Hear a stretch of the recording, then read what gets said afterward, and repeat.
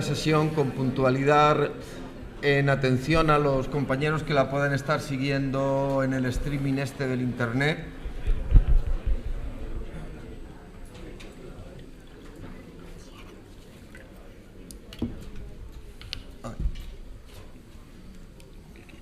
Se me quedó el bolígrafo. Espera. Es que no lo veo. Ah, ya lo veo. Hostia, se ha ido lejos. Trátalo. De Javier López García de la Serrana podíamos empezar diciendo que es un abogado de Granada. Me imagino que, como mucha gente de Granada, al final será un abogado de Granada de Jaén, pero porque eso pasa mucho en Granada. Pero con decir que es un abogado de Granada no hacemos prácticamente nada más que empezar, porque resulta que este abogado de Granada es director de un despacho de abogados de esos que ves la página web y parece que estás en una película americana de abogados, que tiene delegaciones en varias provincias andaluzas. Es también doctor en Derecho, con una tesis precisamente sobre el lucro cesante en accidentes de circulación. Es profesor asociado de Derecho Mercantil en la Universidad de Granada y lo que quizá tiene para mí más relieve, a pesar de todos sus méritos profesionales y académicos, es que es secretario general de la Asociación Española de Abogados de Responsabilidad Civil y Seguro, una asociación que prácticamente asistí yo a su nacimiento. Me acuerdo que en un congreso de Derecho de la Circulación, una cosa así, dijo Javier, pues creo que tenemos que montar una asociación. Yo era bastante escéptico, la verdad, no digo, bueno, bien, sí, un chiringuito más, bueno, bien, una cosa bonita. Se ha convertido en una macro asociación donde hay centenares de abogados y que sobre todo organiza unos congresos anuales de una asistencia masiva, de una calidad extraordinaria. No me pertenece a mí el decirlo, como se suele decir, porque alguna vez me han invitado a hablar, y sobre todo con una actividad lúdico-festiva paralela que destaca sobre cualquier otro congreso que se pueda hacer en materia jurídica en España.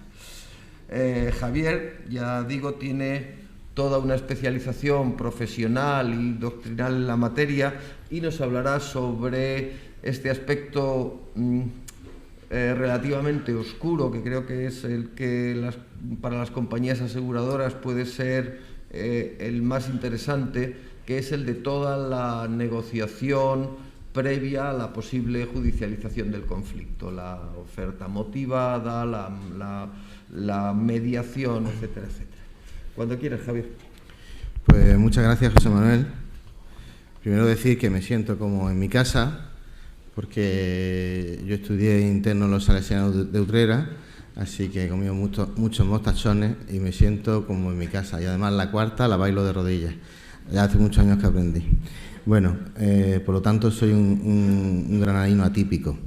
Me toca hablar de un tema muy delicado, y por eso quiero empezar diciendo esta frase, no sé si se ve. Quiero empezar diciendo esta frase, ¿no?, de que si alguien se siente ofendido, lo siento. Esto no se tendría que decir, ahora explicaré por qué tengo que decirlo.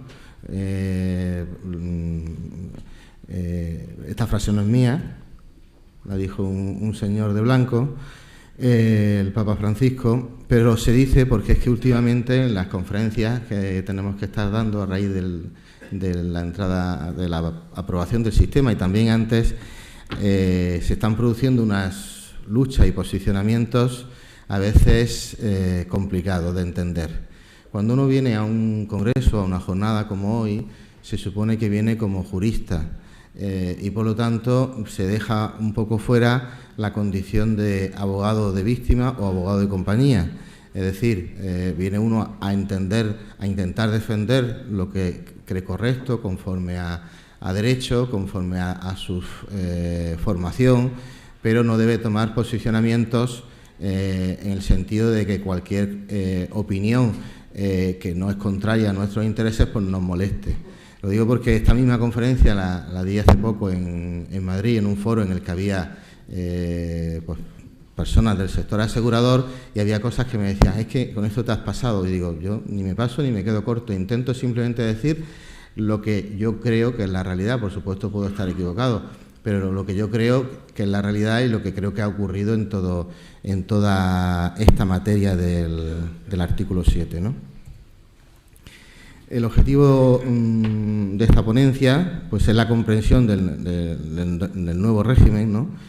Y entender qué ha ocurrido. Para ello, lo primero que tenemos que saber es que esta modificación no es achacable a los que hemos formado parte de la reforma del sistema. Yo he estado en el grupo plenario 4 años, hemos estado trabajando con el grupo de expertos y se presentó una propuesta el 22 de mayo del 2014 en la que el artículo 7 no llevaba esta modificación. Se había creado precisamente, y si estábamos a favor, el artículo 37, que nosotros le llamamos el de cuerpo por papel, es decir, el de una colaboración absoluta. No consiste para nada en querer esconder, engañar o reclamar lo que no corresponda. Y, por supuesto, tiene que haber una transparencia y tiene que haber una colaboración y un deber de colaboración mutuo. Nosotros le llamamos cuerpo por papel porque tenía que ser de ambas partes. Las víctimas tenían que colaborar dejándose ver, dejando ser vistas por el médico de la compañía para poder hacer esa oferta motivada, y por otra parte las compañías tenían que colaborar también aportando el informe médico que se le tenía que dar a la víctima para que tuviera y supiera pues sobre qué estábamos hablando. Es decir, en definitiva, poner las cartas boca arriba, tanto las de una parte como las de otra parte. Esto se ve trastocado con la modificación introducida en el artículo 7, en el que, desde mi punto de vista, la balanza se desequilibra. Y ahora explicaré por qué entiendo que la balanza se desequilibra. Antes quiero hacer una explicación de por cómo llegamos a esto, ¿no? Cómo ocurre. Como digo, el 22 de mayo del año pasado se presenta esta propuesta en la Dirección General de Seguros por el grupo de expertos y en el grupo plenario en el que me encuentro, y pues muy bien, allí queda presentada. Pasan los meses, duerme el sueño de los justos en el cajón del Ministerio de Economía y Hacienda.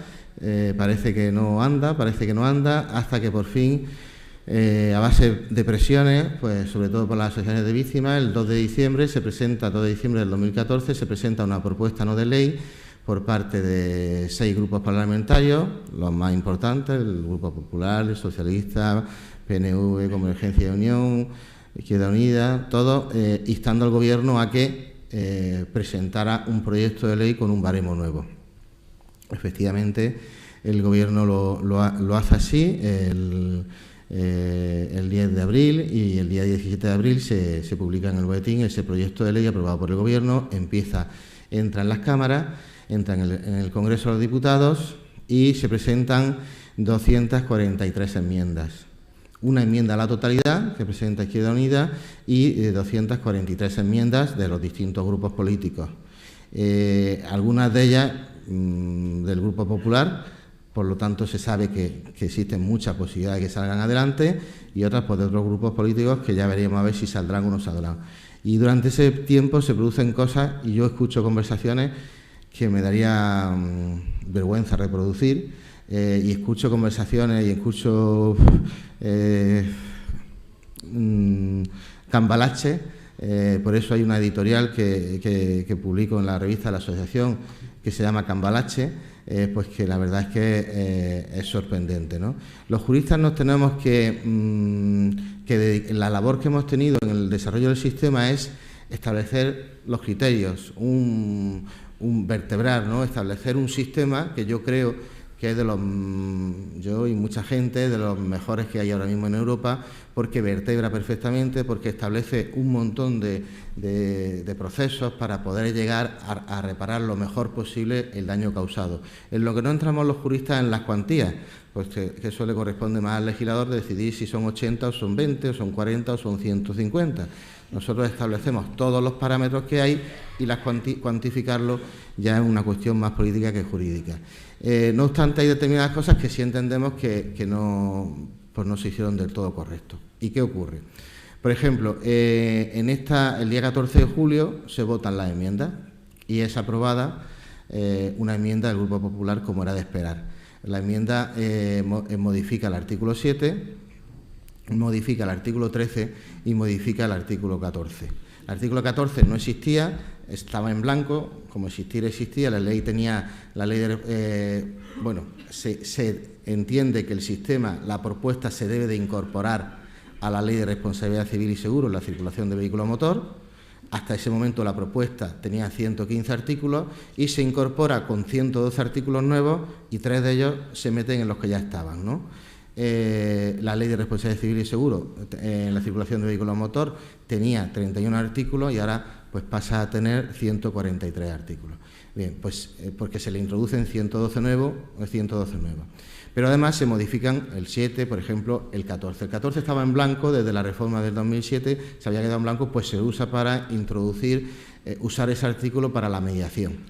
El artículo 13, del que luego comentaré, pues se modifica y se deja el título ejecutivo pues herido de muerte porque se le deja prácticamente sin contenido. Y por contra se modifica el artículo 7, como explicaré ahora, de una manera abismal a lo que se preveía. ¿Qué quiero decir con todo esto? Quiero decir que ni el comité de expertos ni el grupo plenario, todos los que hemos trabajado en el proyecto, no somos responsables del artículo 7. Somos responsables del resto, pero no del artículo 7. El artículo 7 serán responsables otros que promovieron esa enmienda y que se aprobara esa enmienda. También ese día se aprobaron algunas modificaciones interesantes que no tienen que ver con esto, pero sí es bueno saberlas, como por ejemplo la modificación del artículo 135. El artículo 135 es el que más suspicacia genera, porque es el que habla de las lesiones leves en columna, ¿no? Los traumatismos leves en columna, y en el texto original, en esa lucha que ha habido durante estos años para encontrar ese consenso, pues se había aceptado que llevara la palabra excepcional. Se pensaba que era absurdo porque las secuelas o se tienen o no se tienen. Uno tiene una amputación de una pierna o no la tiene, pero no la tiene excepcionalmente.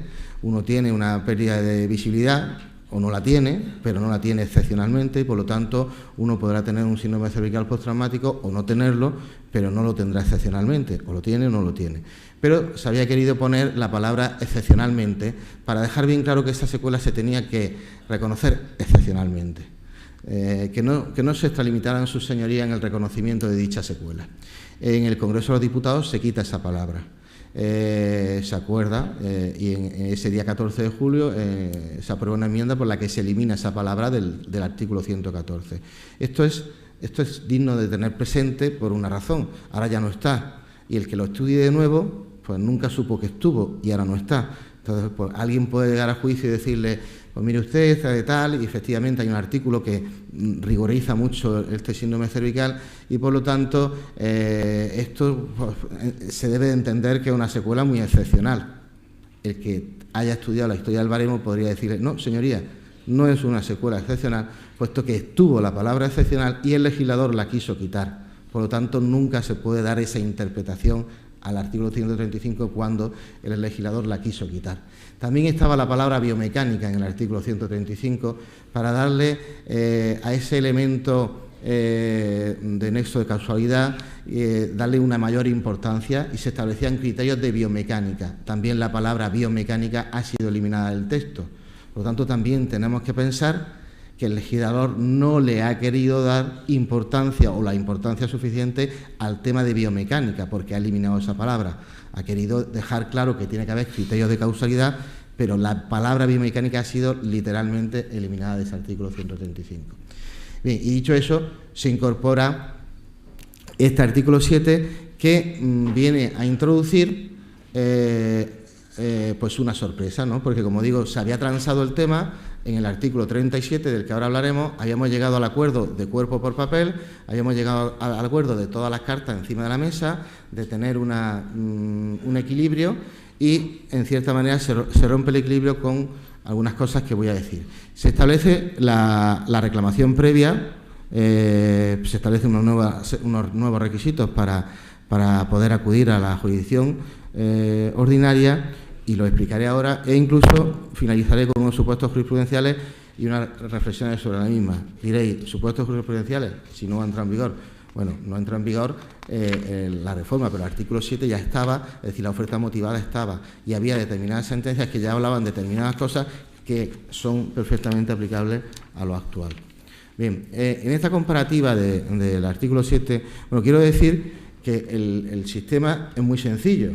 Es decir, nadie se asuste, es un tocho, pero la mayor parte, el 98%, son tablas que no hay que estudiarse, simplemente hay que ir a buscarlas, ¿vale?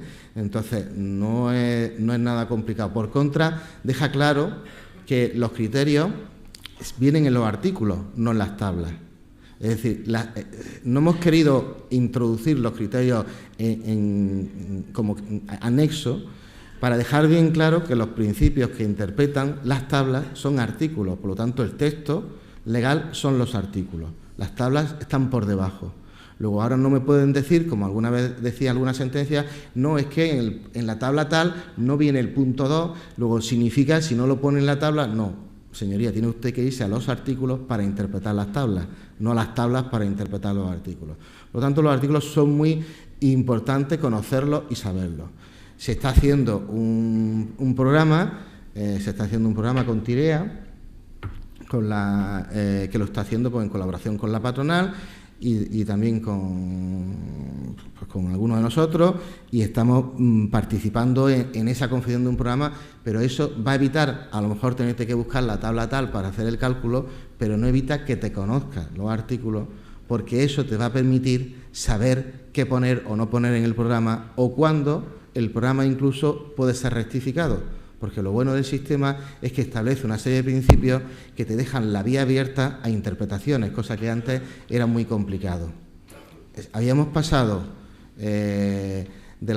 explicaba antes José Manuel, la exégesis, la historia de la orden ministerial, y después cuando entra el sistema. Habíamos pasado de la comodidad de no tener, como dice Mariano Medina, la comodidad de no tener un baremo, hasta el año 95, en la que el juez pues daba la cantidad a ojo de buen cubero, a la comodidad de tenerlo. A los jueces al principio les costó, porque tenían que ceder su autonomía de poder poner la cuantía que querían y pasar a un sistema, pero en el momento en el que lo aprendieron, dijo, uy, qué cómodo esto, no tengo que motivar, ya me ahorro motivar, ya pongo esta cantidad y punto. Y entonces ya sacarlos del sistema ya era dificilísimo. Hacerles ver que el sobrino que convive 20 años con la víctima y que está haciendo las funciones de hijo es un hijo, no lo pone, y como no lo pone, pues no lo pone. Entonces, con el sistema nuevo se establecen claramente muchos artículos en los que se ve que hay que interpretar, que hay que aplicar la analogía y que no podemos ser cabezas cerradas. Por lo tanto, con un programa muchísimo menos. El programa nos va a ayudar para ahorrarnos, tener que ir a la tabla tal y buscar en tal, efectivamente, pero no nos debe de ahorrar en conocer el sistema en profundidad. Bien, el artículo 7, en el lado izquierdo como era y en el lado derecho como es ahora, y veremos que en este apartado primero, en su párrafo tercero, se incluye y se dice, no obstante, con carácter previo a la interposición de la demanda judicial, deberán comunicar el siniestro al asegurador, pidiendo la indemnización que corresponda. Fijaros que dice pidiendo la indemnización que corresponda. Eso es anotarlo en la cabeza, la indemnización que corresponda, nada más. Esta reclamación extrajudicial, hay quien dice que no es una reclamación previa. Aquí dice literalmente esta reclamación extrajudicial, por lo tanto es una reclamación extrajudicial que con carácter previo la establece como obligatoria, contendrá la identificación y los datos relevantes de quien o quienes reclamen, una declaración sobre las circunstancias, la identificación del vehículo, etcétera, etcétera, así como cuanta información médica asistencial o pericial. No dice asistencial y pericial. asistencial o pericial de cualquier otro tipo tengan en su poder que permita la cuantificación del daño. A continuación, te dice que esta reclamación interrumpirá el cómputo de la prescripción desde el momento en el que se presente, y ahora esto es importante porque dice a continuación que tal interrupción se prolongará hasta la notificación fehaciente al perjudicado de la oferta o respuesta motivada. Es decir, que una vez presentada esta reclamación previa, ya no nos tenemos que preocupar de ir interrumpiendo cada año, puesto que hemos interrumpido y se considera interrumpida hasta que haya una respuesta u oferta motivada comunicada de forma fehaciente. Por lo tanto, no tendremos que estar todos los años enviándola si es que dura el procedimiento. La información de interés contenida en los atestados e informes de los cuerpos, fuerzas y cuerpos de seguridad del Estado y todo esto que recojan las circunstancias del accidente o entidad, dice, podrá ser facilitada por esta a petición de las partes afectadas o perjudicadas o entidades aseguradoras. Esto lo pone porque como ahora se despenalizan las faltas, hay sitios en los que a veces es difícil acceder al atestado, porque te dicen que el atestado se lo tienen que mandar al juzgado y a nadie más, y te ponen pega en determinados sitios. Pues está claro, la ley ya te dice que tienes derecho de acceso al atestado siendo parte perjudicada. No hay que esperar a que lo manden al juzgado, tengo derecho de acceso. A su vez, se establece que el asegurador a su costa puede solicitar previamente los informes periciales que estime oportuno. Y luego vamos a llegar al apartado quinto. Bueno, antes te dice algo también importante, que cuando dicho motivo sea la dilación en el tiempo en el proceso de curación del perjudicado, es decir, el no poder haber hecho una oferta sea pues que no tenemos todavía la sanidad del perjudicado y no fuera posible determinar el alcance a causa del accidente o por cualquier otro motivo no se pudiera cuantificar, en la respuesta motivada se debe de incluir la referencia a los pagos a cuenta, parciales anticipados a cuenta de la indemnización, y el compromiso del asegurador de presentar oferta motivada de indemnización. Esto también lo hablaré después, pero es importante tenerlo presente. Otro apartado muy importante es el apartado quinto, en el que ocurre que una vez presentada la reclamación previa, la compañía tiene 3 meses para hacerte tu oferta motivada, y en caso de disconformidad con esa oferta motivada, que como hemos visto se puede incluso alargar, porque te pueden haber dado una respuesta motivada y a continuación darte una oferta motivada, si es que la respuesta era porque no te podían dar la oferta al no tener todavía la sanidad. Pero te dicen que en caso de disconformidad del perjudicado con la oferta motivada, las partes de común acuerdo y a costa del asegurador podrán pedir informes periciales complementarios incluso al Instituto de Medicina Legal y Forense. Pero a continuación te dice, esta misma solicitud al Instituto de Medicina Legal y Forense podrá realizarla el lesionado aunque no tenga acuerdo de la aseguradora y con cargo a la misma. Es decir, que en el primer párrafo te dice que de común acuerdo se puede acudir al forense, y en el segundo párrafo de este apartado quinto te dice que también puede acudir al forense sin acuerdo de la compañía. En el proyecto de Real Decreto de cómo se va a establecer el trabajo del Instituto de Medicina Legal y Forense, al que hacía mención anteriormente José Antonio en su ponencia, este proyecto está colgado en la página web de la asociación y se puede acceder al mismo y se ve cómo se puede acceder al Instituto de Medicina Legal y simplemente diciendo quién es la compañía responsable y aportando la justificación, no tenemos que ni siquiera nosotros abonarlo, sino que directamente el Instituto de Medicina Legal y Forense se lo cobra a la compañía correspondiente. Por lo tanto, la víctima siempre va a poder acudir al Instituto de Medicina Legal y Forense siempre que haya oferta motivada. Ojo, porque al principio, leer en el párrafo quinto dice, en caso de inconformidad del perjudicado con la oferta motivada, no dice con la oferta y respuesta motivada. Solo en caso de disconformidad con la oferta motivada. En ese caso podrá el perjudicado de común acuerdo o él, sin acuerdo ninguno, acudir al Instituto de Medicina Legal y Forense. Asimismo, también el perjudicado puede solicitar informes privados, periciales complementarios sin necesidad de acuerdo con eso, pero en ese caso los paga él, ¿vale? Y esta intervención por parte del Instituto de Medicina Legal y Forense obligará al asegurador a hacer una nueva oferta motivada en el plazo de un mes desde la entrega del informe legal complementario. Por último, el apartado 8, muy importante, dice en el 6 que todas cuestiones relativas al procedimiento de solicitud, emisión, plazo y remisión de entrega dicha normativa garantizará la especialización de los médicos forenses y todo esto. Por ejemplo, en este proyecto de Real Decreto se establece que un mismo médico forense no podrá haber siempre a la misma compañía, sino que tendrá que las compañías ir rotando. Pues hay una presunción ahí, pero está puesto en el proyecto de Real Decreto en el que las compañías no podrán ser vistos siempre por el mismo forense y determinados requisitos muy interesantes. El que quiera hacer el mismo, como digo, en la página web de la asociación lo tiene. Y por último, una vez presentada la oferta o la respuesta motivada, en caso de disconformidad y a salvo del derecho previsto en el apartado 5, es decir, acudir al forense, podrá acudir a la mediación del artículo 14 para intentar solucionar o acudir a la vía jurisdiccional. Tiene 2 meses para acudir a la mediación. Y te dice, y esto es muy importante, no se admitirán a trámite de conformidad con el artículo 403 de la Ley de Enjuiciamiento Civil, no se admitirán a trámite las demandas en las que no se acompañen los documentos que acrediten la presentación de la reclamación al asegurador y la oferta o respuesta motivada si se hubiera emitido por el asegurador. Por tanto, no te van a admitir ya una demanda a partir de enero de cualquier siniestro ocurrido a partir del 1 de enero sin aportar la reclamación previa y la oferta o respuesta motivada si la hubiera. Por lo tanto, vas a tener que esperar 3 meses, que es el plazo que tienen para hacerla, para poder poner la demanda. Porque si con la demanda tienes que aportar la reclamación y a su vez tienes que acompañar la oferta o respuesta, si no la tienes porque no te han contestado, tienes que esperar 3 meses, porque si lo haces al mes, te pueden decir, oye usted, la compañía tiene 3 meses para hacerla, espérese usted que lo mismo la recibe el mes que viene, ¿no? Como habréis podido ya vislumbrar, todo esto genera un montón de cosas y un montón de ideas y de problemáticas que voy a intentar dilucidar.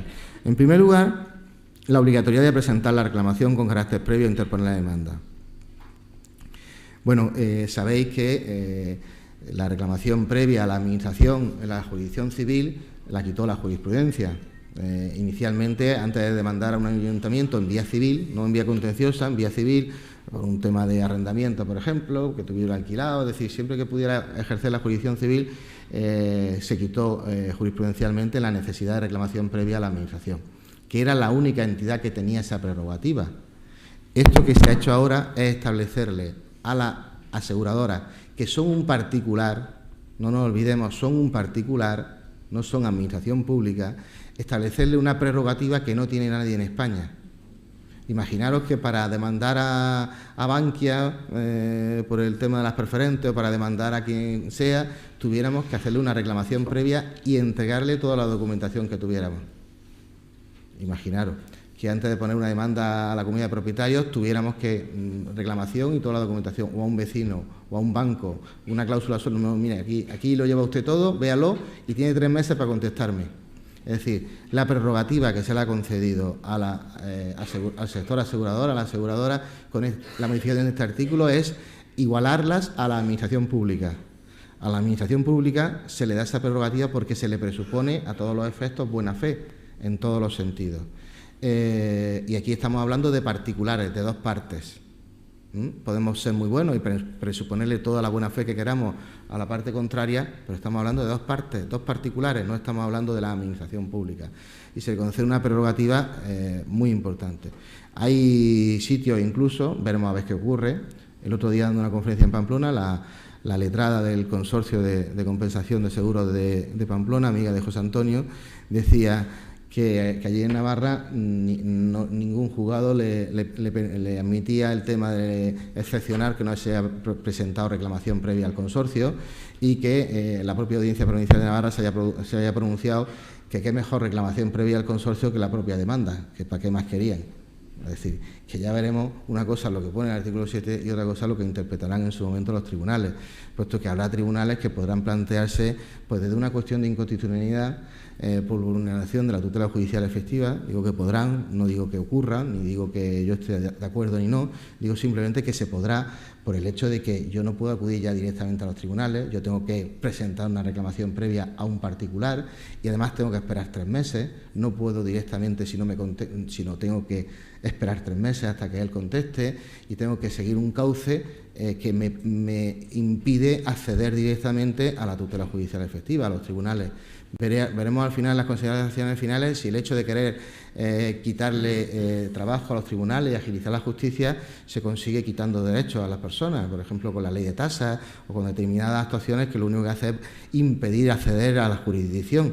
A lo mejor la solución pasaba porque hubiera más jueces, no por intentar impedir que se pueda llegar a la jurisdicción, ¿no?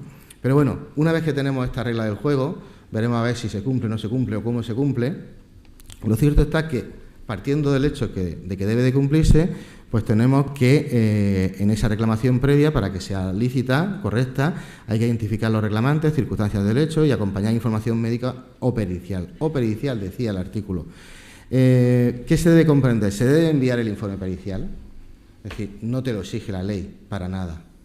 Tú, lícitamente, estás poniendo las cartas boca arriba, estás diciéndole, mire usted, tuve un accidente el 22 de febrero contra un vehículo asegurado por ustedes, por la calle tal, y fui a urgencia, esta es mi parte de urgencia, informe asistencial, y luego está en rehabilitación, y estos son mis informes de rehabilitación. Yo no tengo por qué aportarle informe pericial, máxime cuando luego más adelante te dice que la compañía podrá solicitar realizar ella cuantos informes estime oportunos, por lo tanto no tiene problema en realizar los informes y es más, está obligada por esta a acompañar con la oferta motivada, en el artículo 37 que veremos ahora lo pone expresamente, el informe definitivo. Ya no vale la oferta motivada que no vaya acompañada de informe definitivo. Por lo tanto, es la compañía la que tiene obligación de hacer ese informe definitivo.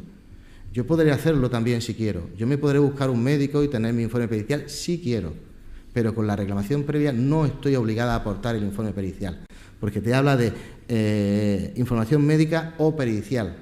Si te dice que se tenga a disposición. Por lo tanto, aquel letrado que sea un poco pillo, por decirlo de alguna manera, o simplemente use sus cartas, como tiene que usarlas, pues no pedirá el informe hasta después de la reclamación previa, para no tenerlo que aportar, porque si lo tiene, el artículo dice que deberá de aportar toda la reclamación médica que tenga asistencial o pericial. Si no lo tiene, no tiene por qué. Si el informe pericial es de fecha posterior a la reclamación previa, no tiene obligación de aportarlo.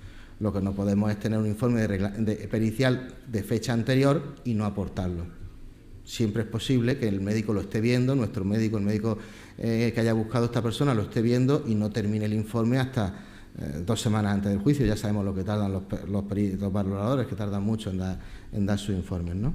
Bien, en definitiva, si no ponemos las cosas claras, pues otros van a usar otras técnicas, ¿no? Es decir, tú quieres que yo te dé toda mi información y tú a mí no me das la tuya.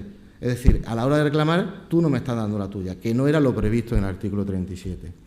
En el artículo 37 se establecía la determinación y medición de las secuelas y de las lesiones temporales ha de realizarse mediante informe médico ajustado a las reglas del sistema. Por lo tanto, tiene que haber un informe médico ajustado a la regla del sistema. El lesionado debe prestar, desde la producción del daño, la colaboración necesaria para que los servicios médicos designados por cuenta del eventual responsable lo reconozcan y sigan el curso evolutivo de sus lesiones. El incumplimiento de este deber constituye causa no imputable a la entidad aseguradora para quitarse los intereses del artículo 20. Por lo tanto, tenemos claro que hay un deber de colaboración, tenemos que dejarnos ver, dejarnos seguir y no esconder, no vale trampa, no vale escondernos, hay que ser realistas y desde luego nosotros hemos pretendido intentar acabar con aquellos supuestos casos en los que hubiera cosas oscuras. No, transparencia absoluta, así es como estaba previsto y a cambio, el apartado 3º te decía lo siguiente: los servicios médicos proporcionarán tanto a la entidad aseguradora como al lesionado el informe médico definitivo que permita valorar las secuelas, las lesiones temporales y todas sus consecuencias. A los efectos del artículo 7 carecerá de validez la oferta motivada que no ajuste dicho informe, salvo que se hubiera entregado con anterioridad. Vale, entonces, eso era lo pactado, cuerpo por papel. Pero ahora vamos a hacerlo de otra manera. Tú primero me entregas todos tus papeles, tú primero me reclamas y yo 3 meses después ya veré lo que te digo. Claro, puede ocurrir que a lo mejor si alguien le entrega su informe médico pericial y ve lo que va a reclamar y a lo mejor su médico le había dicho más, pues a lo mejor pues luego no quiere, se cambia ese informe o se valora de otra manera, ¿no? Es decir, muchas veces nos ha pasado que a lo mejor teníamos una posibilidad de llegar para un acuerdo hasta 5.000 euros, por ejemplo, y el compañero llegaba y nos pedía 3.500 euros. Y uno decía, pues compañero, vale, voy a hacer todo lo posible, pero creo que sí, lo vas a conseguir. 3.500. Tú sabías que tenías la posibilidad de llegar hasta 5.000, pero te estaban pidiendo 3.500 euros. Como te estaban pidiendo 3.500 euros, no le iba a dar más de 3.500 euros, ¿no? Pues claro, si nosotros no vemos su informe médico hasta que no le hemos aportado los nuestros, pues nos encontramos con que después a lo mejor su informe médico podía ser mejor que el nuestro, pero en el momento en que le hemos aportado el nuestro ya no va a ser mejor que el nuestro, eso está claro. Por lo tanto, ¿qué se debe hacer? ¿O qué opino yo que va a hacer la mayoría de la gente? Pues guardarse su informe médico, es decir, aportar los informes asistenciales, pero no los informes periciales. Una vez que tengamos el informe definitivo, pues veremos si nos interesa, en base a ese informe definitivo, hacer algo o no hacer nada, o aceptarlo o no aceptarlo. Entendemos que no tiene sentido exigir al perjudicado aportar el informe pericial y, por tanto, cuantificar plenamente su reclamación, ya que en esta fase se estaría trasladando una obligación muy cuestionable al lesionado. Acordaros que en la reclamación previa decía deberá comunicar el siniestro pidiendo la indemnización que corresponda, pero no tenemos que desglosarla, podemos pedir la indemnización que corresponda simplemente pues, desde poniendo esa misma frase, pido la indemnización que corresponda, hasta efectivamente pues poner la cuantía que tenemos entendida que puede corresponder.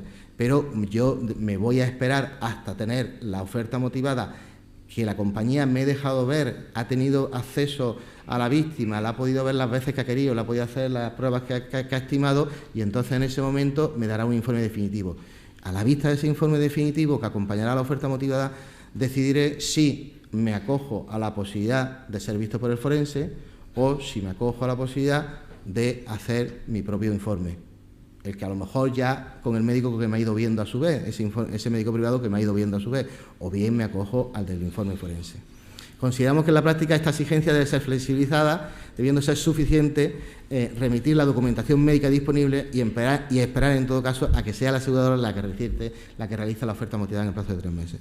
Esto tiene sentido considerando que se está obligado a remitir la documentación médica y se ha reconocido por el médico de la compañía, el cual solo tendrá que aportar el definitivo. Es decir, que realmente hay un equilibrio si nosotros nos dejamos ver, como estaba en el 37, nos dejamos hacer las pruebas que sean, somos honestos, no ocultamos nada y la compañía valora, nos hace nuestra oferta, la vemos, ¿estamos de acuerdo? Perfecto.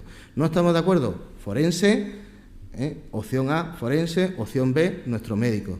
Pero no acompañar ese informe médico directamente porque entonces ya le estamos diciendo a la compañía hasta dónde nosotros estamos dispuestos a pedir. En este esquema, que luego en la presentación se le facilitará, no es nada más y nada menos pues lo que he dicho, ¿no? La distinta, acepta la reclamación, no acepta la reclamación, va a la oferta motivada, la respuesta motivada y tal. La oferta-respuesta motivada en el nuevo proceso para determinar el daño corporal. Además de aportar toda documentación médica a la aseguradora, el asegurador debe mostrar colaboración, como hemos dicho, y el incumplimiento da lugar a que no se pongan los intereses del artículo 20. ¿Vale? Aquí hago un inciso para contestarle a José Antonio un tema, o no contestarle, sino realmente ahora se establece la valoración de la secuela a la fecha de valoración como deuda-valor, pero si lo establece como deuda-valor no empiezan a generarse los intereses, sino desde ese momento. Y decía él, claro, no puedes tener las dos cosas, porque entonces estás por un lado incrementando la indemnización en base a valorar la fecha del juicio y encima de todo le estás poniendo unos intereses. Yo no lo veo ningún problema. Era como era antes y tenía su justificación. Y Jesús Fernández de Entralgo lo explicaba perfectamente.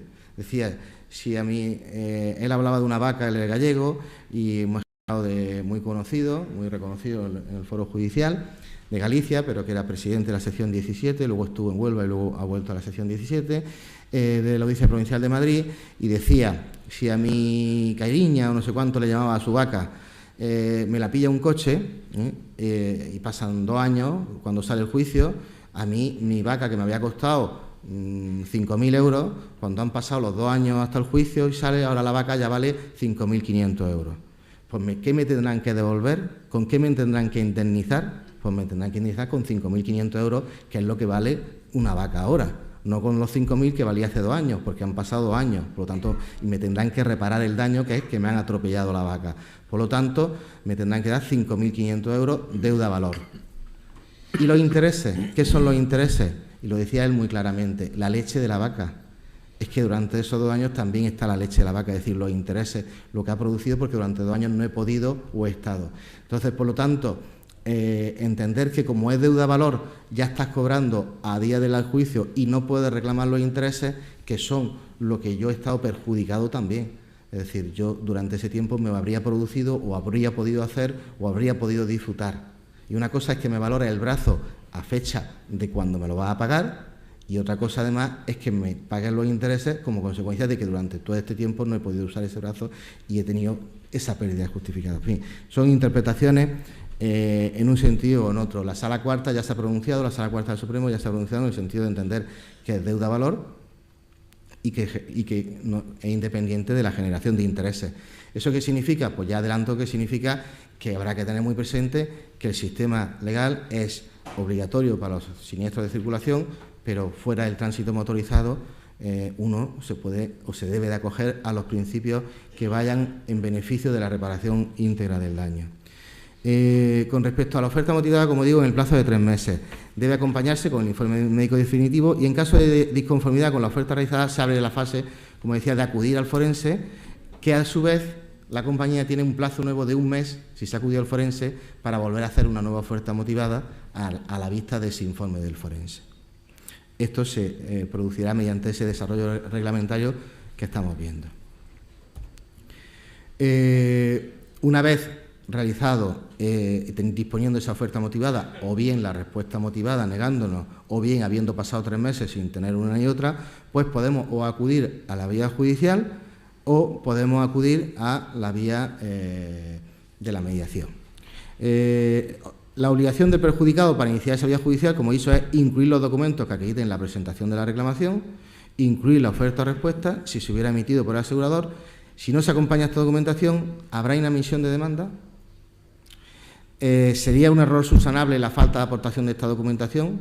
Al tratarse de un requisito formal, sería subsanable la falta de aportación, pero no la falta de reclamación. En teoría es un requisito formal y, por lo tanto, tú puedes subsanar no haber acompañado un documento, te dan plazo, pues lo acompañas.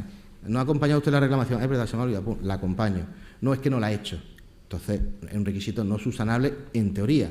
Como digo, luego habrá interpretaciones, pues como pasa con las reclamaciones al forense, al consorcio en Navarra, o habrá que ver la laxitud o no laxitud, o habrá jueces que dirán, mire, ustedes se le están poniendo unas obligaciones a la víctima, porque no hay que olvidar que la víctima no le une con la compañía ningún contrato. No es una relación contractual, es una relación extracontractual y se le están imponiendo una serie de obligaciones a alguien que es una víctima y que no tiene una obligación, no está relacionada con esa compañía de seguro en base a un contrato.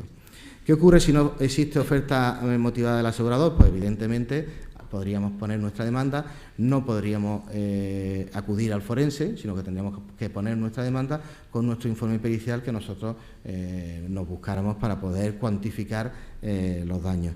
Y si existe oferta motivada pero no fue acompañada con la demanda y se aporta con la contestación a la demanda, bueno, pues efectivamente el juez podría interpretar por un lado mala fe si es que ya no habían ofrecido determinada cantidad, o no, o puede interpretarlo pues un despiste, el hecho de que se ha solucionado incluso porque la viene a aportar la compañía de seguros. ¿Por qué digo todo esto? Pues muy fácil, porque claro, nos podemos encontrar con el hecho de decir, es que si yo ahora me espero, hago mi oferta motivada, me ofrecen 3.000 euros y ahora yo quiero reclamar 4.500, y ya me han hecho mi consignación y mis 3.000, ya solo tendría que reclamar 1.500 y me puedo jugar unas costes. Entonces hay que pensárselo. Quizás la solución pasa por hacer una reclamación previa lo antes posible, que es mi consejo, poner en conocimiento de la compañía lo antes posible el accidente y que reclamo por él, y que, como hemos visto en un apartado del artículo 7, se prevé la posibilidad incluso de que haya una respuesta motivada diciendo que todavía no te puede valorar, porque todavía no tienes la sanidad, pero tú ya has hecho tu reclamación previa, tu plazo, los 3 meses ya ha corrido, y en su momento pues quizás tengas más fácil el poder hacer una reclamación por el conjunto, con independencia de que luego, pues como digo, en esa oferta, cuando ellos aporten esa oferta motivada o se allanen a la cantidad que sea, pues no haya el problema de la condena en costas por haber demandado solo por la diferencia. El supuesto especial del auto de cuantía máxima, tenemos que tener saber que ha habido una importante modificación. Ya el título ejecutivo está herido de muerte. La despenalización de las faltas en algunos sitios ya había ocurrido hacía muchos años, porque aunque ha entrado en vigor el 1 de julio de este año, realmente había muchos sitios donde ya no se acudía al juicio de falta, salvo por lesiones más grandes. Las lesiones menores en los forenses las estaban puntuando muy escasamente y entonces hacían que la gente se buscara el informe privado. Con esto se pretende realmente que haya más transparencia y que haya más honestidad entre las partes. Lo que sí es cierto es que ya no se va a poder usar la denuncia para obtener un título ejecutivo, porque el título ejecutivo solo se va a disponer o bien si ha habido una sentencia absolutoria, no autoprovidencia que ponga fin al proceso, sentencia absolutoria. Es decir, has pasado el filtro de que realmente los hechos son constitutivos de un delito menos grave. Y por lo tanto estamos hablando de hechos que revisten en primer lugar pues la apariencia de un delito menos grave, serio y lógicamente si hay una sentencia al final absolutoria, sí habría título ejecutivo. Pero ese supuesto en el que ocurría muchas veces que al final el juez archivaba antes de la sentencia y se dictaba el título, ya no cabe. Para que se dicte el título tiene que haber sentencia absolutoria, no auto que ponga fin al proceso. Solo se permite, como excepción a lo que acabo de decir, solo se permite que se dicte título ejecutivo sin que haya sentencia absolutoria, solo por auto que ponga fin al proceso, cuando hay fallecimiento de la víctima. En ese caso sí se dicta título ejecutivo, porque se entiende de tal gravedad las lesiones, fallecimiento, que entonces sí se acude. Pero salvo fallecimiento de la víctima o sentencia absolutoria, ya no hay título ejecutivo. Por lo tanto, esta figura queda menguada exclusivamente a muy pocos supuestos. La mediación como solución de conflictos. Efectivamente, la mediación antes no existía, ahora se establece. Se pueden desglosar en 3 fases, se establece en el artículo 14, como he dicho antes, en este artículo estaba sin contenido y entonces pues se ha aprovechado para dotarlo de contenido y que no quedara vacío y no poner uno nuevo, sino usar uno de los que estaban vacíos. Fase inicial lo solicita el perjudicado en el plazo de 2 meses, desde la oferta o respuesta motivada, ¿no? Entonces, en ese momento es el momento de presentar esa opción de mediación. Fase de tramitación, el mediador cita para la celebración de la sesión informativa y el periodo de mediación no puede durar más de 3 meses. Por lo tanto, tenemos 2 meses para formular la mediación, para pedirla, y 3 meses para realizarla. Si existe acuerdo, este será vinculante, pero solo si existe acuerdo de las partes. Ya sabéis que no es un arbitraje.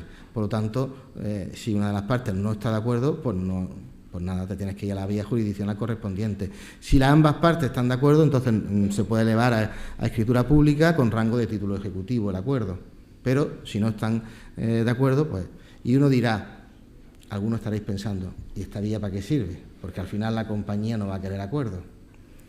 Bueno, a lo mejor yo doy idea, y vuelvo a lo del principio que dije, a lo del Papa Francisco, es decir, que yo no pretendo tocarle las narices a nadie, yo solo pretendo dar idea a mis compañeros. Pues bueno, pues lo mismo que, por ejemplo, muchas veces se dirá que si no acude al forense, no ha querido acudir al forense, se usará de contrario para decirme usted no ha querido acudir al forense, viene un informe privado, eso será porque él sabrá, por ahí hay cosas oscuras, porque no ha querido acudir al forense, ¿no? pues también a lo mejor nosotros podemos decir, mire usted, la compañía no quería usar la mediación. ¿Por qué no quería usar la mediación? ¿Por qué le está haciendo trabajar a usted cuando podíamos estar en mediación? Aquí estamos todos porque la compañía no ha querido mediación. Lo digo porque, como sabéis, el artículo 76E de la Ley de Contratos de Seguro establece el arbitraje en el seguro de defensa jurídica, pero es una figura que no se usa, a pesar de que es obligatorio. Fijaros que en este caso es el único supuesto en el que no es optativa, es obligatoria el arbitraje. Es decir, la compañía no se puede negar si tú, conforme al 76E, en un tema de seguro de defensa jurídica, dices yo no quiero usar la vía jurisdiccional, sino que quiero el arbitraje. Y pido a la Sala de lo Civil del TSJ que me nombre un árbitro para dilucidar, por ejemplo, si tengo derecho a cobrar esta minuta o no tengo derecho, o tengo que pagar, o las costas están incluidas dentro de ese límite del seguro de defensa o no están incluidas. Eso se puede someter a arbitraje. No se ha hecho uso de ese artículo hasta que la Asociación Española de Abogados de RC estableció su propio tribunal arbitral y empezó a nombrar árbitros. Los árbitros, lógicamente, son abogados. En el 100% de los casos son abogados. Claro, los laudos que ha habido hasta este momento, pues, han sido laudos que pues, tienen presente las distintas cláusulas limitativas, que pueden ser cláusulas que dejan sin contenido al seguro. En definitiva, los laudos han sido siempre a favor del perjudicado, los que ha habido hasta ahora.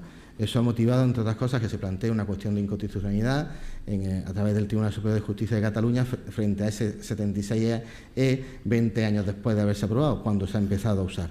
¿Pero por qué digo todo esto? Pues muy fácil, pues porque el sector asegurador tiene, no sé si tiene mucha confianza o no en los jueces, creo que sí, pero no siempre. Pero desde luego en quien no tiene ninguna confianza en los letrados. ¿En qué sentido? En que el arbitraje no le gusta nada y la mediación no le va a gustar. ¿Por qué? Porque la mediación la va a hacer un letrado. Entonces va a ser complicado que se pase por esa vía. Bueno, pues yo lo podríamos usar como intento, desde luego, y sobre todo para luego compensar aquella mala fe que se puede poner en la víctima que no ha querido acudir al forense frente al sector asegurador que no ha querido acudir a la mediación. Simplemente no estoy diciendo que se deba hacer así, ni que sea oportuno hacerlo así, estoy simplemente diciendo que existe esa posibilidad y que, como letrados, debemos de conocer todo el abanico de posibilidades que tenemos a nuestra mano, ¿no? Bien, este es el esquema. Análisis de la jurisprudencia hasta la fecha sobre oferta y respuesta motivada. Claro, insisto, este análisis versa sobre la jurisprudencia que había después de la modificación del año 2007. No hay respecto a esta modificación, pero es que la oferta motivada ya estaba, como habéis visto antes en la comparativa de cómo estaba antes, cómo está ahora, ya existía ese artículo 7, ya existía la obligación de oferta. ¿Y qué pasaba? Antes se hablaba de que la falta de reclamación daba lugar a que se eximiera de intereses moratorios del artículo 20 a la compañía de seguros. Es decir, no era obligatoria como ahora la reclamación previa, pero si no lo hacía se podía eximir a la compañía de esos intereses moratorios. Por lo tanto, vamos a ver lo que decía, qué posicionamiento tenía la jurisprudencia en un sentido y en otro, en base a si imponía intereses moratorios, si era obligatoria o no obligatoria la reclamación para imponerlo. Sentencia que consideran necesaria la reclamación, pues tenemos a destacar la sentencia de la Audiencia Provincial de Alicante de 7 de noviembre del año 2002.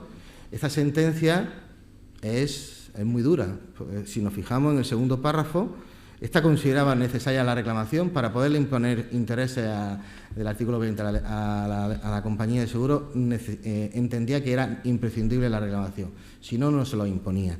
Pero el segundo párrafo, fijaros a ello lo que decía. Dice, con ello, no es la aseguradora la que tiene que comunicarse en principio con el perjudicado, sino obligatoriamente éste con la aseguradora, con una reclamación firme y, si es posible, documentada. Así, con independencia de que la perjudicada haga constar en el recurso que sí atendió la citación del perito de la aseguradora, lo trascendente a los efectos del devengo de intereses es que el inicio de la actuación de la aseguradora se debía a la reclamación del perjudicado fehaciente y, a ser posible, con documentación de la que dispusiera sobre la reclamación inicial. Todo ello para fijar la fecha del dies a quo para computar la actuación obligatoria de la aseguradora. Es decir, aquí está traspasando toda la obligación a la víctima e, insisto, no hay un contrato entre la aseguradora y la víctima, es una responsabilidad extracontractual. Y la víctima, sin embargo, según esta sentencia, está obligada a comunicar a la aseguradora con una reclamación firme y documentada, siendo una, insisto, extracontractual. A favor de esta postura teníamos la sentencia de la Audiencia Provincial de Madrid de 16 de abril del 2013 y la de 26 de marzo del 2012 de la sección 21 y de la sección 3 respectivamente. En estas dos sentencias se dice que no consta en la presente causa con anterioridad a la celebración del juicio oral reclamación por parte del lesionado, ya que por tal no cabe tener la mera formulación de la denuncia y por ende no cabe la aplicación de los intereses moratorios. Estas dos sentencias entienden que ni siquiera la denuncia debía de servir como reclamación y por lo tanto no le imponía los intereses moratorios a la compañía de seguros. Por contra, la jurisprudencia que no considera necesaria la reclamación, estas eran las que la consideraban necesaria, las que no consideran necesaria la reclamación, está la sentencia de la Audiencia Provincial de Jaén de 13 de noviembre del 2012, que dice que una segunda postura y que por su mayor rigor habremos de compartir aquí es la adoptada por la Audiencia Provincial de Castellón en el año 2009 y la Audiencia de Murcia en el 2011 y en el 2012, de las que extrae que la reforma no puede conllevar una disminución del nivel de protección de los intereses de las víctimas y perjudicados, puesto que esta ley se creó para beneficiar a la reparación íntegra y para beneficiar a las víctimas. Por lo tanto, no se puede interpretar nunca en sentido perjudicial para la víctima. Y dice en la que se establecen una serie de nuevas obligaciones para la aseguradora que no pueden redundar en un empeoramiento de la posición de las víctimas o perjudicados. Por tanto, habrá de entenderse que el asegurador también podrá incurrir en mora al margen o fuera de los supuestos en que se produciera la reclamación. Es decir, aquí se entiende, como se podría entender ahora, que esta reforma se ha hecho para ir a mejor, no a peor, para darle más derechos a la víctima, para reparar mejor a la víctima, no para darle más obligaciones y para establecerle menos derechos. Dice que en base a ello considera que se podía interpretar de esa manera.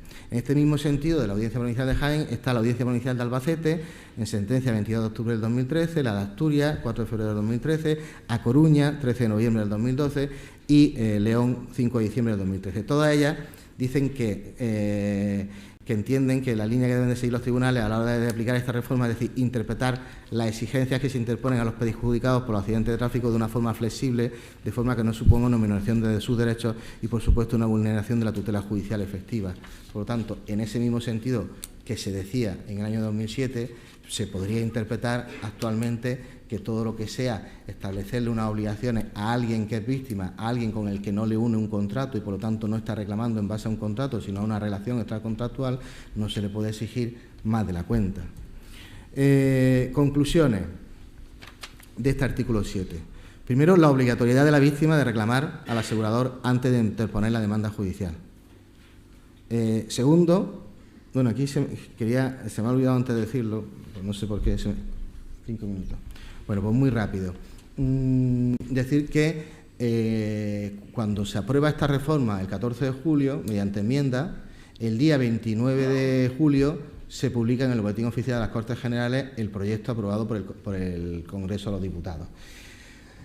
Ahí ya se han establecido una serie de enmiendas, por ejemplo, se ha introducido el artículo 7, se ha modificado el artículo 13, se ha introducido el artículo 14, se ha quitado la palabra excepcional, se ha quitado la palabra biomecánica y tal. Llega al Senado y se presentan 250 enmiendas. Yo imaginaba la que se va a liar. Cuando llegue el artículo 7 al Senado, van a decir, pues tú, si lo decían antes, ahora que si vulneración de la tutela judicial efectiva, que si hay que ver, que ponerle más obligaciones a las víctimas. El artículo 7 se va a liar un pollo en el Senado de narices. Bueno, pues vemos las 250 enmiendas y nos encontramos lo siguiente, que son literalmente las mismas que se plantearon ante el Congreso de los Diputados. Literalmente las mismas. Y diréis, se plantearon 243. Además, el Grupo Popular no plantea en el Senado. ¿Cómo es que puede haber 250? Tiene su explicación. Izquierda Unida no tiene grupo parlamentario en el Senado. Por lo tanto, los senadores de Izquierda Unida están repartidos entre el grupo mixto, los que no son catalanes, y los que son catalanes están en Izquierda Catalana. Entonces, Izquierda Unida presentó sus enmiendas, las que había presentado en el Congreso, en el Senado las volvió a presentar las mismas 2 veces. tanto por el grupo mixto como por Esquerra Catalana o por el grupo, ¿cómo se llama? No me acuerdo del nombre, de izquierda catalana. Entonces, al presentarlas 2 veces se duplicaron. De hecho, había 2 vetos. En el Senado no se llama enmienda a la totalidad, sino se llama veto. Había 2 vetos en el Senado que eran el mismo, nada más que presentado 2 veces. Y las mismas enmiendas de Izquierda Unida presentadas 2 veces sumaban, quitando la del Grupo Popular, 250 enmiendas. Pero eran literalmente las mismas. Literalmente las mismas. ¿Qué quiere eso decir? Que seguían pidiendo que se quitara la palabra excepcional cuando ya se había quitado, que seguían pidiendo que se quitara la palabra biomecánica cuando ya se había quitado, y del artículo 7 nada, del 13 nada. Es decir, no se habían visto lo ocurrido en el Congreso de los Diputados. Se habían limitado a repetir las enmiendas que ya habían preparado en el mes de abril o en el mes de mayo. Y ahora, como les pillaban agosto y estaban de vacaciones, sus señorías los senadores, enmiendas nuevas, ni una. Hablar del artículo 7, nada. Por lo tanto, se ha aprobado la reforma del artículo 7 por mayoría absoluta. Nada, ningún grupo, nadie se puede molestar porque es que todos los grupos, ni uno dijo ni pío. Nadie puede decir ahora echarse. Pues efectivamente, así fue. Lo digo por aquello de que se sepa, en la historia se sepa cómo han ocurrido, ¿no? Como decía, conclusiones.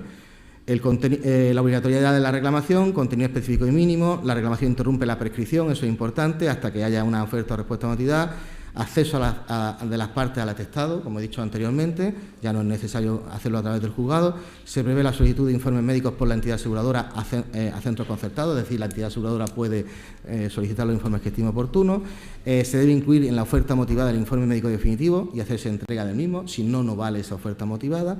Se prevé los pagos a cuenta cuando el proceso se demore. En caso de disconformidad de la víctima se puede acudir al forense, al Instituto de Medicina Legal y Forense, siempre a costa de la aseguradora, sea de común acuerdo o no de común acuerdo.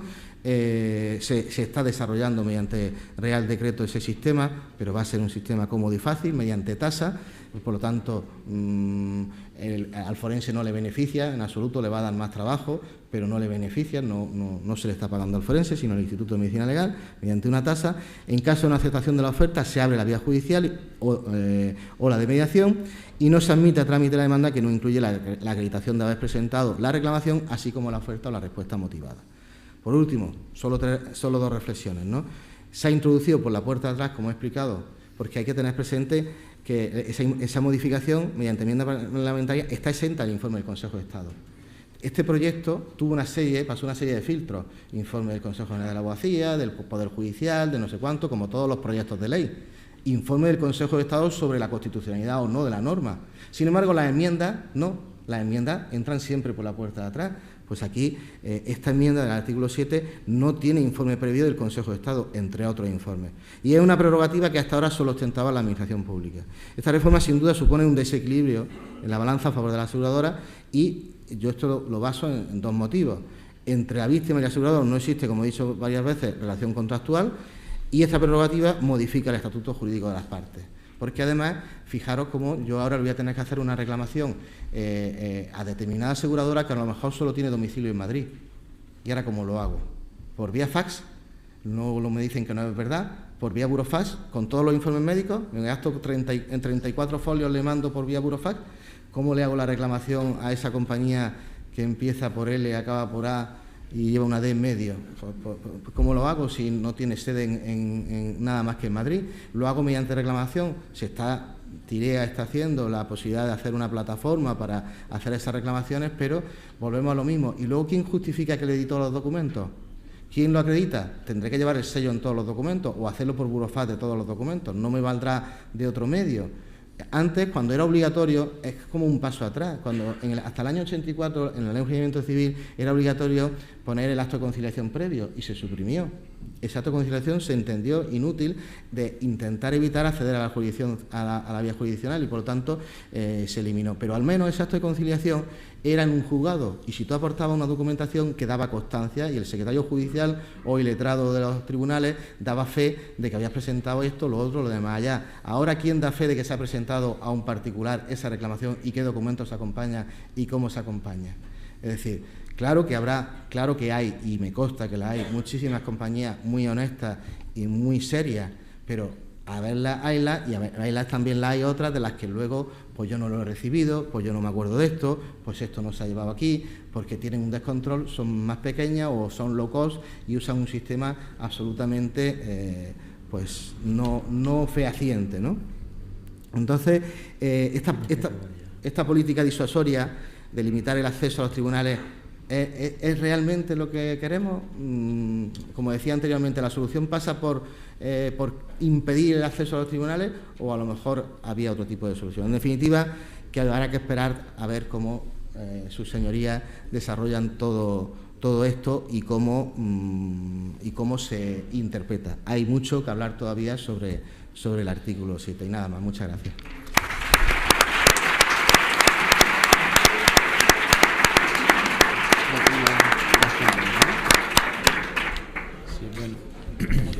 En 5 minutos vamos a continuar porque es importante, como hemos dicho, la puntualidad a los efectos de la grabación en directo. Agradecer a Javier su exposición y quiero haceros saber que llevo detrás de él como secretario de la Asociación de Abogados Especializados en Responsabilidad Civil y Seguro para ver si conseguimos que Sevilla sea por fin sede de ese Congreso Nacional que la verdad que es fantástico. Entonces me comentaba él que ve que existen muy pocos socios, muy pocos asociados en Sevilla, con lo cual pues le gustaría que a ver si ese apoyo consiguiera finalmente que Sevilla fuera sede en el año 2018. Así que espero vuestro apoyo para que así sea. Y muchas gracias. Sí, bueno, he dicho 5 minutos. Por lo demás, ¿tenéis alguna pregunta, algunos? A ver, Jesús. Buenos días. Está aquí. Javier. ¿Sí? Sí, por aquí. Buenos días, gracias por su exposición. Tan solo una pregunta muy breve en formularla, no sé si la contestación podrá ser tan breve. ¿Qué interferencia existe en este proceso de reclamación previa el hecho de que pueda existir más de una compañía aseguradora responsable, tipo, bueno, con las típicas lesiones de un ocupante en el que más de una aseguradora pueden ser responsables del siniestro? Gracias. Bien, pues el artículo 7 no lo prevé, por lo tanto, en teoría quedaría la interpretación. Me imagino que te estás refiriendo a si tienes que aportar con la demanda una o dos reclamaciones previas. Yo entiendo que como se trata de una responsabilidad solidaria, si entiendes que hay varias y son varios los que hay, con una sola sería suficiente, en teoría. Te puedes encontrar jueces que te digan que no lo hiciste y no lo reclamaste a las dos, te puedes encontrar otros que te digan que al ser una reclamación solidaria, pues por lo menos está salvado con una, te puedes encontrar de todo. En el artículo 7 no está previsto. Yo por mi parte no tendría problema en hacerlo a las dos y en ser visto por los médicos los dos y en esperar la oferta motivada de cada uno, a ver si coinciden. Sería curioso que en ese caso coincidieran las ofertas motivadas, que coincidieran los informes médicos definitivos. Sería la primera vez que coinciden los dos peritos médicos. Gracias. Sí. Sí, allí Jesús.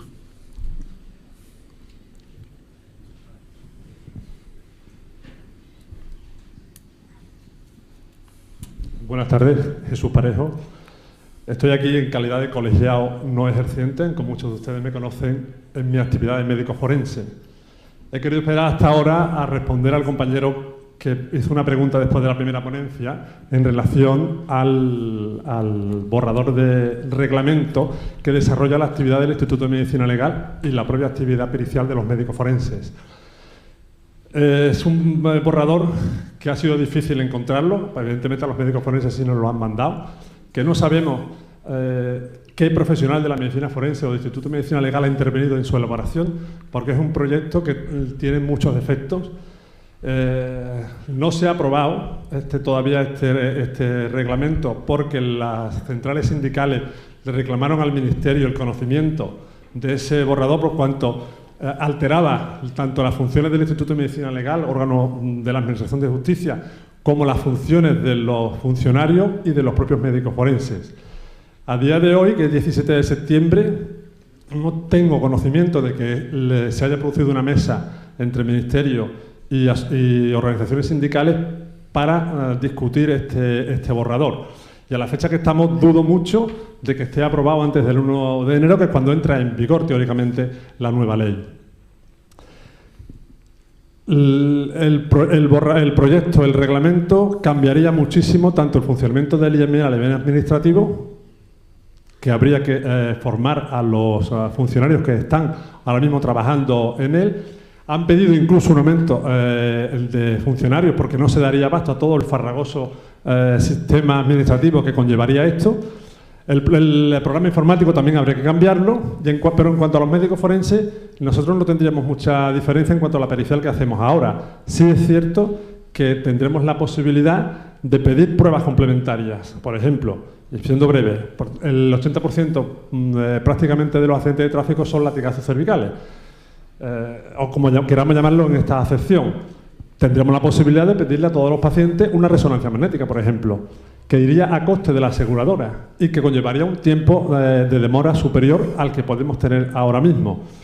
Me llama la atención que se le dé 3 meses a la aseguradora para elaborar el informe por su médico y, sin embargo, solamente se le da 1 mes al médico forense para elaborarlo.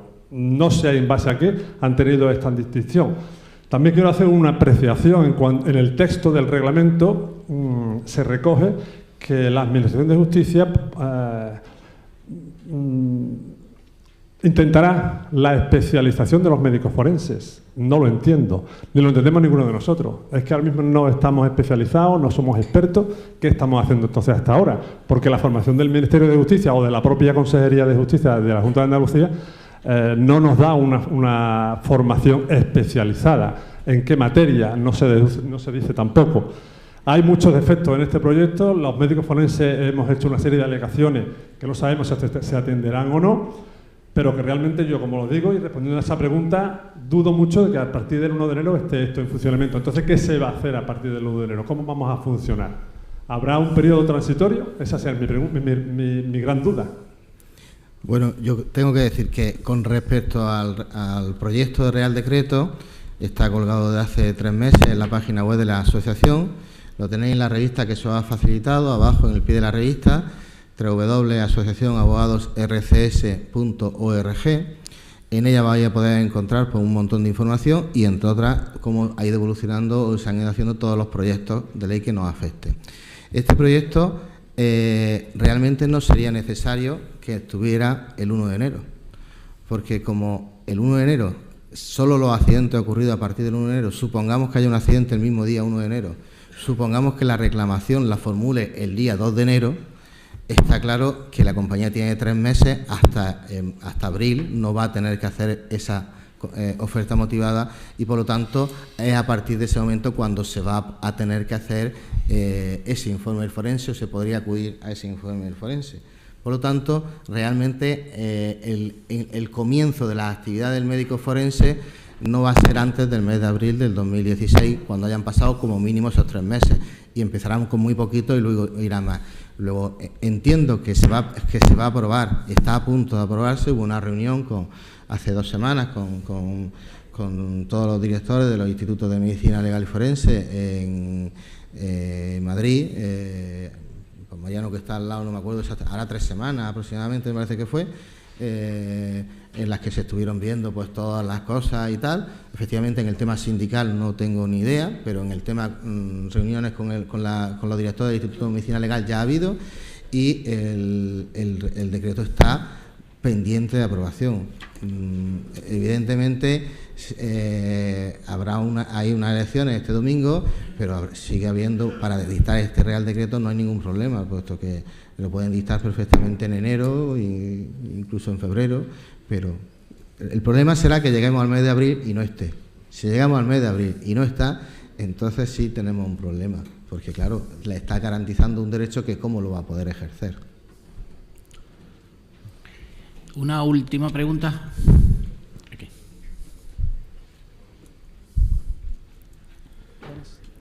Sí, enhorabuena primero por la ponencia. Yo también quisiera hablar del carácter vinculante de ese informe forense, porque si la piden las partes, acuden las partes, no siempre tenemos que estar de acuerdo con el parecer del forense. Claro. Y aparte de eso, ¿qué valor vinculante le van a dar los jueces y tribunales? En este caso, don José Manuel igual me contesta, porque se acaba de, en un sentido un poco más crítico, se acaba de privatizar un servicio que hasta ahora era público. Y por eso tenía, hasta la fecha, el informe del forense está elaborado por un funcionario público de especial cualificación designado por los propios tribunales, por los propios juzgados. En este caso, ya directamente el que abona ese informe forense va a ser una compañía de seguros. No, el informe sigue, o sea, el Instituto de Medicina Legal y Forense sigue siendo un organismo público, los forenses siguen siendo funcionarios y es una institución, y el informe y esto no se ha privatizado. Exclusivamente se modificó la Ley Orgánica del Poder Judicial, el 490 y tantos, que regula la función del forense para que pudieran emitir informes privados, pero a través del Instituto de Medicina Legal. Como he explicado antes, la compañía paga una tasa al Estado y el Estado da un servicio, como puede dar en otros muchos, y hace un informe. Lo está haciendo un médico forense totalmente no pagado por la compañía, sino un funcionario que no tiene ninguna relación con la compañía y le da exactamente igual. E incluso en ese proyecto de Real Decreto se establece que ni siquiera sea siempre el mismo forense a la misma compañía, sino que vayan rotando. Por lo tanto, ¿qué valor tiene? Como el de cualquier prueba médica. En teoría, se trata de un informe que tiene visos de credibilidad, puesto que no tiene interés por ninguna de las partes, por lo tanto, es lo que sus señorías han dicho siempre: ante la duda me creo lo que dice el forense, pero como cualquier informe médico puede ser contradicho por otro médico que lo justifique de otra manera y su señoría entienda que a la vista de dos informes pues entienda que tiene más valor el otro, pero no porque sea más o menos funcionario, más o menos imparcial, sino porque su criterio médico pues le ha convencido más, como se lo ha explicado y cómo se lo ha desarrollado. Luego no es especialmente vinculante entre las partes tampoco. Nunca ha sido vinculante ni nunca lo será. Un informe médico es difícil de desmontar en un juzgado de lo civil. Cuando veníamos de lo penal y íbamos a un juzgado de lo civil, en el propio juzgado de lo penal y de instrucción, era difícil de desmontar un informe forense porque tiene una credibilidad que se la dan sus señorías y es razonable que la tenga porque no tiene afección a ninguna de las partes, pero lo que es cierto es que también se desmontaba muchas veces. Hay una sentencia muy famosa de la Audiencia Provincial de Murcia, que fue de muy rabiosa actualidad porque se pasó un poco con el forense en los calificativos. El ponente Miguel Ángel La Rosa Amante, este magistrado revocó una sentencia del juzgado en el que no se haya dado una indemnización alguna en base a que el forense, que había dado un informe, había fijado unas cuantías, había fijado unos días de baja y una secuela. A raíz de aportarle a la compañía de seguros la factura de reparación del taller, modificó su informe y dijo que no había secuelas, dado los pequeños escasos. Y este magistrado pues le dijo: mire usted tiene ese criterio, yo tengo el mío, y el mío desde luego es que eso no puede influir y usted no puede meterse en eso y tal. ¿Qué te quiero decir con esto? Simplemente quiero decir que por encima, que quien valora la prueba es su señoría, que quien tiene un informe del forense y otro de otro médico y puede valorar en mejor sentido uno que otro. Al forense se le presupone neutralidad, pero insisto, si el informe está más completo, más tal, ha tenido más oportunidades, lo ha visto mejor o ha caído, la ciencia médica no es una ciencia exacta. Entonces, pues eso le va a corresponder siempre a su señoría, que tampoco es una ciencia exacta. Y una segunda cosa muy, muy breve, la obligación de notificación de la oferta motivada por parte de la compañía de seguros al perjudicado tiene que ser obligatoriamente en el domicilio del perjudicado, puede ser en un domicilio a efecto de notificaciones que aporte el propio letrado con su designación. Si en la reclamación le pone un domicilio a efecto de notificaciones, tendrá que ser en ese domicilio a efecto de notificaciones. Lo que sí está claro es que tiene que ser una notificación fehaciente. Bien, gracias. Habida cuenta de la hora, vamos a seguir con don Mariano Medina, que ya lo tenemos aquí en la sala. Mariano, cuando puedas. Bueno, y gracias, Javier.